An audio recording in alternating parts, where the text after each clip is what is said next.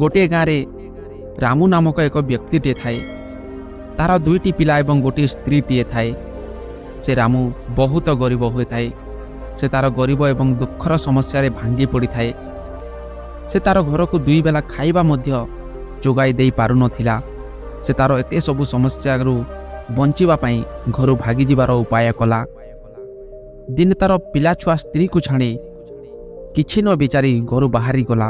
କିଛି ବାଟ ଗଲା ପରେ ଦେଖିଲା ଯେ ଗୋଟିଏ ଗଛ ତଳେ ମହାତ୍ମା ବୁଦ୍ଧ ଏବଂ ତାଙ୍କ ଶିଷ୍ୟ ବିଶ୍ରାମ କରିଛନ୍ତି। ସେ ମହାତ୍ମା ବୁଦ୍ଧଙ୍କ ପାଖକୁ ଗଲା ଏବଂ ପ୍ରଣାମ କରି କହିଲା କି ହେ ମହାତ୍ମା, ମୁଁ ବି ଆପଣଙ୍କ ଶିଷ୍ୟ ହେବା ପାଇଁ ଚାହେଁ। ବୁଦ୍ଧ ତ ଦୟାର ପ୍ରତୀକ ଅଟନ୍ତି। ସେ କଥା ଶୁଣି ବୁଦ୍ଧ କହିଲେ, ଠିକ୍ ଅଛି, ତମେ ଆମ ସାଥିରେ ମିଶିପାର। ବୁଦ୍ଧ ଏବଂ ସବୁ ଶିଷ୍ୟ ବିଶ୍ରାମ କରିସାରିବା ପରେ ସେଠାରୁ ଯିବା ପାଇଁ ବାହାରି ପଡ଼ିଲେ। ତାଙ୍କ ସାଥିରେ ରାମୁ ମଧ୍ୟ ଗଲା। କିଛି ବାଟ ଯିବା ପରେ ବୁଦ୍ଧଙ୍କୁ ଶୋଷ ଲାଗିଲା। ବୁଦ୍ଧ ସେ ରାମୁଙ୍କୁ କହିଲେ, କିଛି ବାଟ ଆଗକୁ ଯାଅ ଏବଂ ମୋ ପାଇଁ ପାଣି ଆଣିବ। ବହୁତ ଶୋଷ ହେଉଛି। ଆମେ ସଭିଏ ଏଠାରେ ବିଶ୍ରାମ କରିଛୁ। ରାମୁ କିଛି ଉପାୟ ନ ପାଇ ଏକୁଟିଆ ପାଣି ଆଣିବାକୁ ଗଲା। ଦେଖିଲା ଯେ ଗୋଟିଏ ନଦୀ ଅଛି ଏବଂ କିଛି ପିଲା ସେ ନଦୀରେ ଗାଧୁଛନ୍ତି। ସେ ପିଲାମାନଙ୍କ ଗାଧୋଇବାରୁ ନଦୀର ପାଣି ମଇଳା ଦିଶୁଛି। ସେ ରାମୁ ଏହା ଦେଖି କିଛି ଉପାୟ ନ ପାଇ ଖାଲି ହାତରେ ଚାଲି ଆସିଲା। ବୁଦ୍ଧ ପଚାରିଲେ, କ'ଣ ହେଲା, ପାଣି କାହିଁକି ଆଣିଲ ନାହିଁ? ରାମୁ କହିଲା, ଗୁରୁଦେବ, ସେ ନଦୀରେ ପିଲାମାନେ ଗାଧୁଛନ୍ତି, ସେଥିପାଇଁ ତଳର ମଇଳାରେ ସବୁ ପାଣି ମଇଳା କିମ୍ବା ଦୂଷିତ ହୋଇଯାଇଛି। ବୁଦ୍ଧ ସେ କଥା ଶୁଣି କହିଲେ, ଠିକ୍ ଅଛି, ଏଠାରେ ବସିପଡ଼।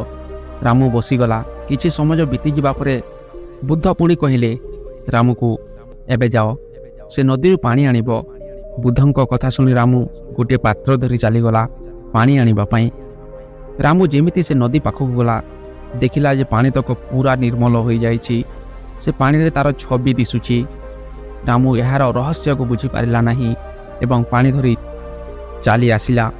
ବୁଦ୍ଧଙ୍କୁ ପାଣି ଦେଇ କହିଲା, ହେ ମହାତ୍ମା, ମୁଁ ସେତେବେଳେ ଦେଖିଲି ନଦୀର ପାଣି ମଇଳା ଏବଂ କାଦୁଅରେ ଭାସୁଥିଲା, କିନ୍ତୁ ଏବେ ଦେଖିଲି କି ସେ ପାଣି ତକ ପୁରା ସ୍ୱଚ୍ଛ ଏବଂ ନିର୍ମଳ।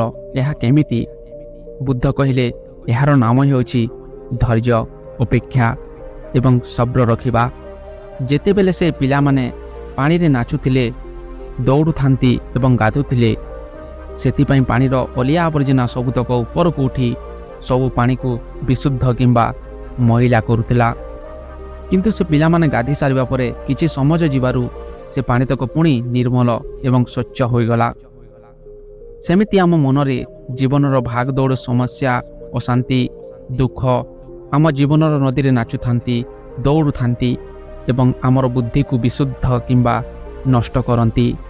ଏବଂ ସେହି ସ୍ଥାନରେ ଆମେ କିଛି ନ ଭାବି ଚିନ୍ତି ଖରାପ ନିର୍ଣ୍ଣୟ ନେଇଥାଉ, ଯାହା ଆମ ଜୀବନକୁ ପୁରା ନଷ୍ଟ କରିଦିଏ। କିନ୍ତୁ ସେ ସ୍ଥାନରେ ଆମେ ଆମ ମନକୁ ଶାନ୍ତ କରିବା ଏବଂ ଶାନ୍ତିରେ କିଛି ସମୟ ଏକାନ୍ତ ବସି ଭାବିବା, ତ ସେ ମଇଳା ପାଣି ଯେମିତି ନିର୍ମଳ ହୋଇଗଲା, ଆମ ଜୀବନର ସମସ୍ୟା ମଧ୍ୟ ସମାଧାନ ହୋଇଯିବ। କାହିଁକିନା ଆମେ ଶାନ୍ତ ମନରେ ଯେଉଁ ସବୁ ନିର୍ଣ୍ଣୟ ନେବା, ତାହା ସବୁ ଠିକ୍ ହୋଇଥାଏ। ସେଥିପାଇଁ ମନୁଷ୍ୟକୁ ଖରାପ ସମାଜରେ କିମ୍ବା ବଡ଼ ବଡ଼ ସମସ୍ୟାରେ ଧୈର୍ଯ୍ୟ ହରାଇବା ଉଚିତ ନୁହେଁ। ବରଂ ଧୈର୍ଯ୍ୟର ସହିତ ଶାନ୍ତ ମନରେ ଭାବିବାକୁ ଲାଗିବା କି ସେ ସମସ୍ୟାର ସମାଧାନ କେମିତି ହେବ। ମହାତ୍ମା ବୁଦ୍ଧର ସେ କଥା ରାମୁଙ୍କୁ ବଦଳାଇ ଦେଲା ଏବଂ ଗୋଟିଏ ଜାଗାରେ ଶାନ୍ତ ମନରେ ବସିଗଲା ଏବଂ ଭାବିଲା କି ମୁଁ କ'ଣ ଠିକ୍ କଲି? ମୋର ଘର ପରିବାର, ପିଲା, ସ୍ତ୍ରୀ କେମିତି ଚଳୁଥିବେ? ମୁଁ ଥିଲି, କିନ୍ତୁ 2 ମୁଠା ଖାଇବାକୁ ଯୋଗାଇ ଦେବାର ସକ୍ଷମ ନଥିଲି। ଏବେ ତ ମୁଁ ନାହିଁ, ତ ଏ ପରିସ୍ଥିତିରେ ତାଙ୍କ ସହ କ'ଣ ଘଟୁଥିବ? ସେ କଥା ଭାବି ସେ ମହାତ୍ମା ବୁଦ୍ଧଙ୍କୁ ସବୁ କଥା କହି ସେଠାରୁ ବିଦାୟ ନେଲା। ସେତିକି ସମୟରେ ବୁଦ୍ଧ କହିଲେ, ମୋ ପାଖରେ କିଛି ଟଙ୍କା ଅଛି, ଏହାକୁ ନେଇ କିଛି ଜିନିଷ କି କିଛି ସାମାନ କିଣ ଏବଂ ବଜାରରେ ଅଧିକ ମୂଲ୍ୟରେ ସେ ସାମାନ କିମ୍ବା ଜିନିଷକୁ ବିକିବ ଏବଂ ସେ ବିକିଥିବା ଟଙ୍କାରେ ପୁଣି କିଛି ଜିନିଷ କିଣି ପୁଣି ବିକିବ। ରାମୁ ସେ ଟଙ୍କା ନେଇ ଚାଲିଗଲା। ବନ୍ଧୁଗଣ, ସମସ୍ୟାକୁ ସମାଧାନ କର, ନା କି ସେ ସମସ୍ୟାରୁ ଭାଗ। ଧୈର୍ଯ୍ୟ, ଅପେକ୍ଷା ବଡ଼ ବଡ଼ ସମସ୍ୟାକୁ ବି ସେ ମଇଳା ପାଣି ପରି ନିର୍ମଳ କରିଦିଏ, ସ୍ୱଚ୍ଛ କରିଦିଏ।